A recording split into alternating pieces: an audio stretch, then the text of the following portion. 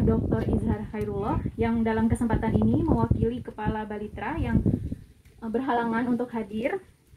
Kepada Bapak Izhar Khairullah kami persilakan. Bismillahirrahmanirrahim. Assalamualaikum warahmatullahi wabarakatuh. Waalaikumsalam. Yang saya hormati Bapak Kepala BPP Kecamatan Batagu, yang saya hormati Bapak Kepala PUPT Kecamatan Batagu, yang saya hormati Ibu Sekretaris Desa Desa Terusan Karya, Bapak Ibu petani kooperator dan non kooperator, serta bapak-bapak dan ibu-ibu sekalian yang kami hormati. Yang ingin saya informasikan pertama adalah Balitra sekarang dengan kepala balai yang baru yang bernama Dr. Agus Hasbianto, yang saya sebutkan tadi. Beliau sebenarnya ingin sekali melihat kondisi pertanaman di sini, di lahan pasang surut ini, namun karena tadi ada sesuatu dan lain hal yang tidak bisa diwakilkan kecuali beliau sendiri, beliau akhirnya menugaskan kita. Nah, kedua bapak-bapak kita ini tadi, ini alhamdulillah pada hari ini waktunya bisa Pak untuk kesini datang. Nanti pada saat bimbingan teknis, silahkan bapak-bapak, ibu-ibu sekalian untuk bertanya kalau tidak mengerti.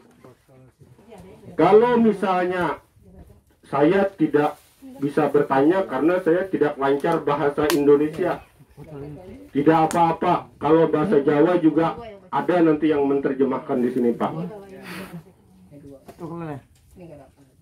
Jadi intinya kalau nanti ada rasa-rasa yang tidak mengerti dan itu perlu, monggo silakan ditanyakan langsung Pak. Dan dari Kepala BPP Kecamatan Batagu, Bapak Karyadi SP, kami persilakan. Assalamualaikum warahmatullahi wabarakatuh. Waalaikumsalam. Terima kasih, salam sejahtera untuk kita semua dan yang kami hormati dari Kepala Balai Balitra Banjarbaru dan rombongan yang pada kesempatan pagi hari ini kita akan melaksanakan bimbingan teknis tentang pengelolaan air dan pengendalian organisme pengganggu tanaman. Terima kasih Bapak Ibu sekalian yang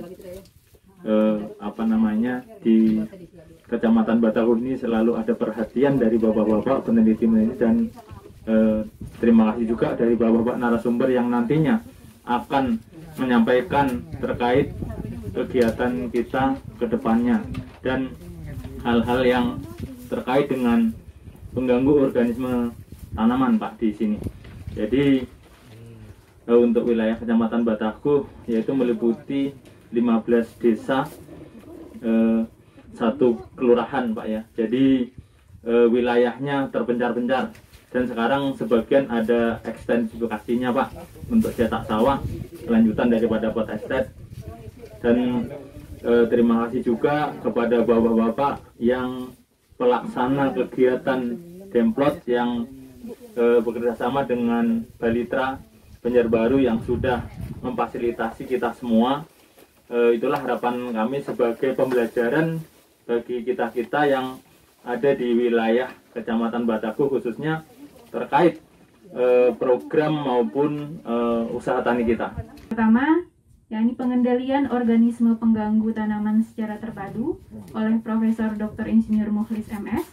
Yang kedua, pengelolaan air di lahan rawa yang akan disampaikan oleh Profesor Dr. Insinyur M. Nur MS. Saya serahkan ke Bapak Profesor Mukhlis untuk memaparkan paparannya. Kemudian kapan misalnya, kalau misalnya kita tanam sekarang nanti musim hujan cukup tinggi, itu nanti akan terserang belas, karena penyakit belas itu lebih menyukai kondisi yang lembab, yang hujannya cukup tinggi atau sering hujan gitu. Itu salah satu cara untuk kita untuk menghindari serangan hama penyakit. Itu waktu tanam. Kemudian proses tahan. Nah, proses tahan ini yang paling murah. Artinya kita tidak perlu biaya lagi. Cukup dengan menanam varietas tahan sudah bisa kita mengendalikan hama penyakit. Nah, kita harus pintar memilih batas tahan ini berdasarkan terutama di samping ada deskripsi varietas yang sudah ada, tapi itu tidak menjamin itu sesuai untuk daerah kita. Ini yang perlu kita cari pengalaman kita di sini. Ini mungkin nanti bisa kita mencoba dulu sedikit-sedikit atau pengalaman sebelumnya varietas apa yang tahan misalnya untuk belas. Nah, kalau sudah tahu tahun ini itu tahan untuk belas, varietasnya itulah yang akan kita gunakan. Tapi kalau sudah tahu itu tidak tahan, jangan kita gunakan lagi, karena itu akan menjadikan keserang lagi. Namun demikian, varietas tahan ini tidak selamanya bertahan, Pak. Itu mungkin 3-4 musim sudah bisa berubah. Itu yang perlu kita perhatikan. Jadi jangan selalu kita tiap musim kalau sudah itu dianggap tahan, kita tanam terus sampai akhirnya tiap musim tanam itu bisa nanti tidak tahan lagi, karena penyebab belas ini juga bisa berubah diri. Tadinya dia tidak mampu jadi mampu. Nah, itu yang kita perhatikan. Jadi kita harus selalu mencoba atau memprediksi merubah varietas apa yang akan ditanam nanti berikutnya kalau sudah itu nanti tidak tahan lagi. Nah, ini saya kira mencoba-coba mungkin dalam hal kecil dulu varietas yang akan diprediksi nanti akan tahan tanam berikutnya. Itu saya kira yang pertama, itu yang varietas tahan ini yang paling murah. Bapak Ibu sudah tidak perlu lagi melakukan biaya, cukup menanam varietas tahan itu bisa untuk mengendalikan hama dan penyakit itu. Dr. Mukhlis atas pemaparannya. Selanjutnya langsung ke BIMTEK pengelolaan di air di lahan rawa, atau kita buka pertanyaan dulu mungkin dari Bapak Ibu, ada yang mau bertanya? Saya Pak, kalau memang ada, Iya. tanya. Iya, Pak. Nama saya Pak Jatah, Pak. Jabatan petani. Ini mau tanya Pak, masalah belas Pak. Di sini sudah hampir 90% lah petani merasakan. Mungkin sampai sekarang ini masih terbayang-bayang. Nah, ini saya mau tanya, gimana caranya untuk mengatasinya atau obat yang pas itu Pak, yang cocok gitu. Karena selama ini kita obati kadang-kadang sembuh, nanti sebentar boleh kambuh lagi. Nah, kami minta dari Bapak penjelasannya atau obat apa yang bagus Pak. Terima kasih. Ada lagi yang mau bertanya?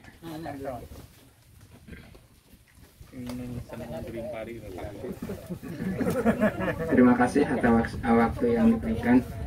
Ini Pak, yang ingin saya tanya itu mengenai apa itu penyakit.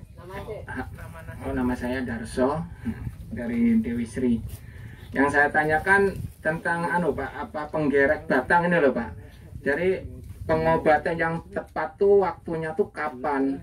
Karena kelihatannya ya waktu umpamanya datangnya waktu bunting kan sudah kelihatan sehat. Tapi begitu keluar putih tuh ketika dicabut tuh sudah putus. Itu kan ada ulatnya di dalam. Itu kira-kira apa pengendalian yang tepat tuh kapan waktunya begitu loh? Kapan kita membunuh telurnya atau kukunya tuh kapan kira-kira yang pasnya itu?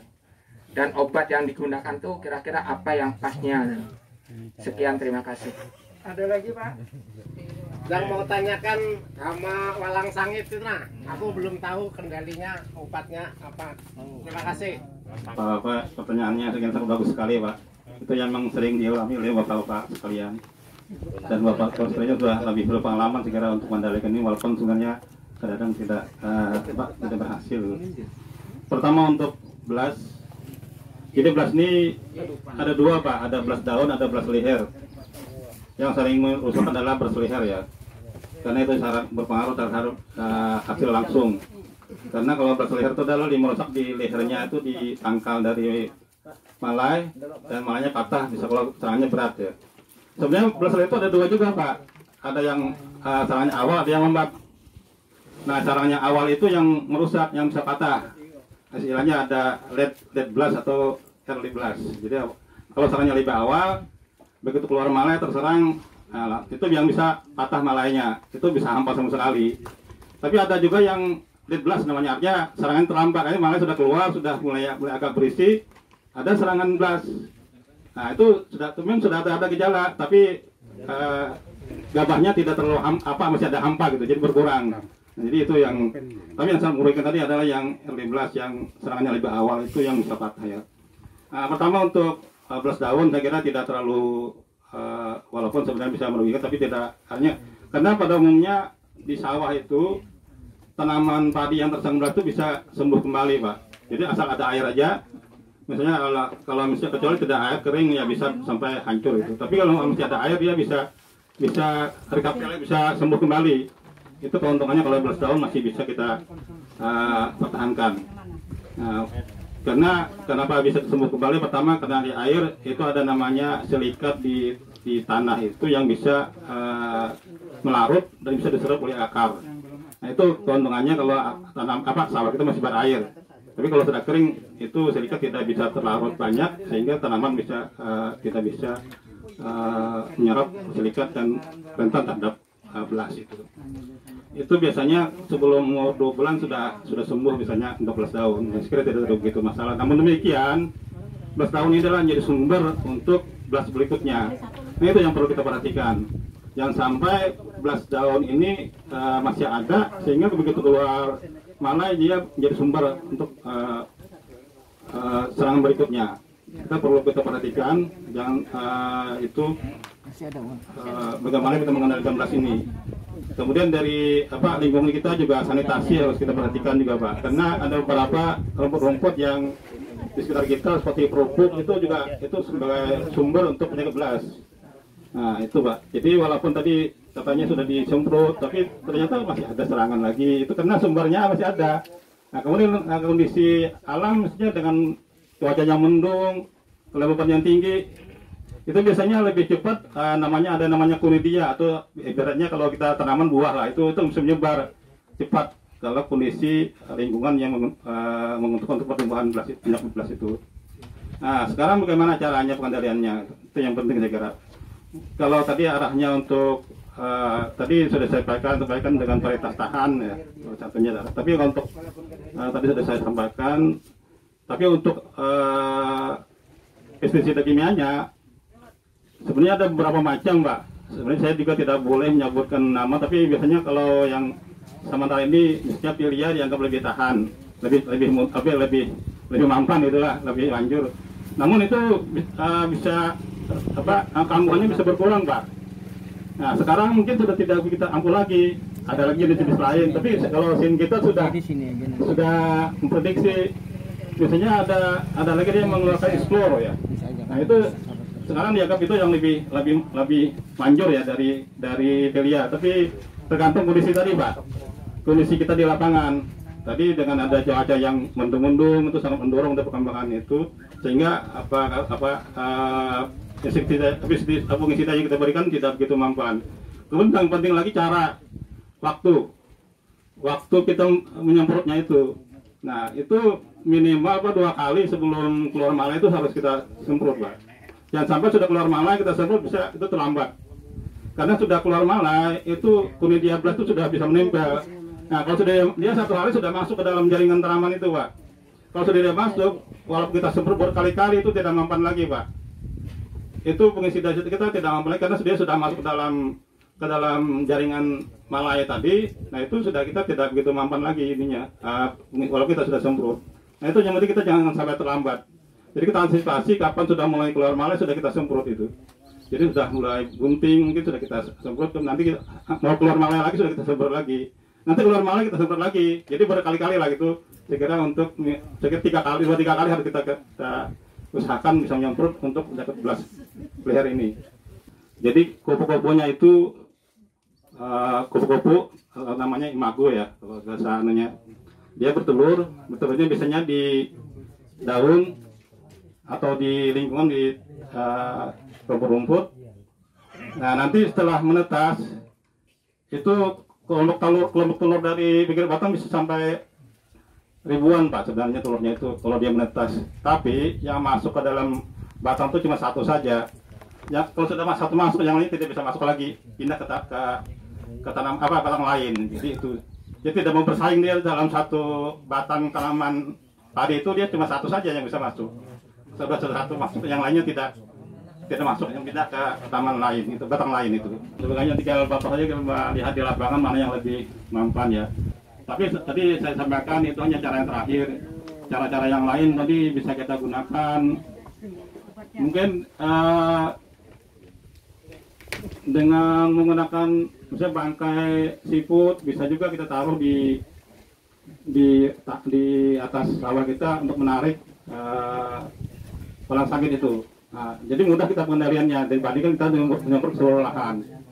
Jadi misalnya ada siput kita taruh, ada juga perangkap juga. Jadi misalnya ada gelas aqua, botol aqua itu kita masukkan bangkai siput. Selain pengendalian OPT untuk pertanian di lahan rawa yang tidak kalah penting ya, salah satu yang penting, yang paling penting, yakni pengelolaan airnya. Nah, untuk penjelasan terkait pengelolaan air di lahan rawa akan dipaparkan oleh Profesor Dr. M. Nur. Kepada Bapak M. Nur, kami persilakan.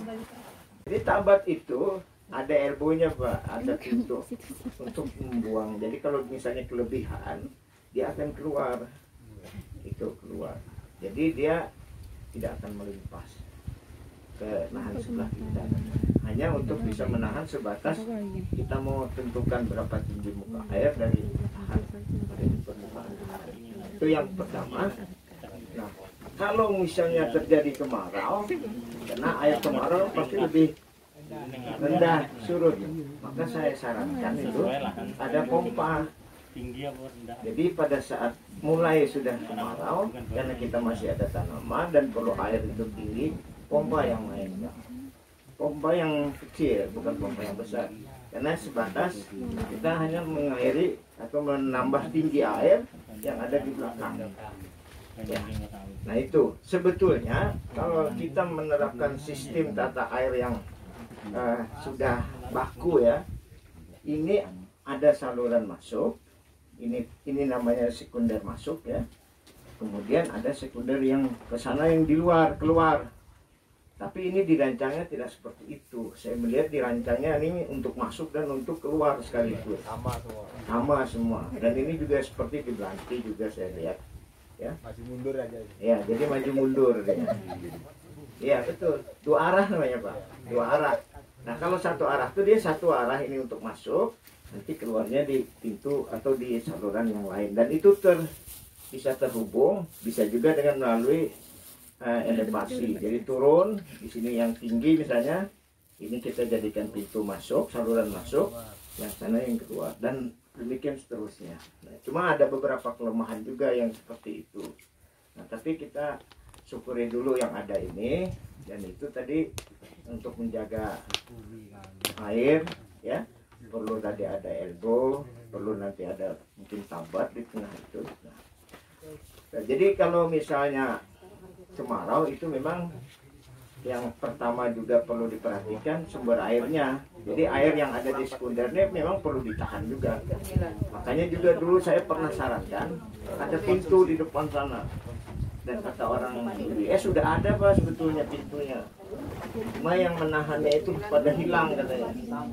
Ada ulin-ulin apa kayu-kayu dulu kan gitu, tahan gitu kalau misalnya sudah mau surut. Nah, cuma yang juga kelemahannya siapa yang melaksanakan itu, ya dok. Nah, jadi 3A sebetulnya yang berperan. Tapi katanya sebagian besar kayu itu sudah tidak. Semoga pertanian Indonesia semakin maju, mandiri dan modern. Bagaimanapun Bapak Ibu ya, petani ini merupakan garda terdepan pertanian Indonesia ya Pak ya. Tetap semangat. Saya minta semangatnya dulu, semangat rawa bisa, gitu ya Pak. Rawa bisa.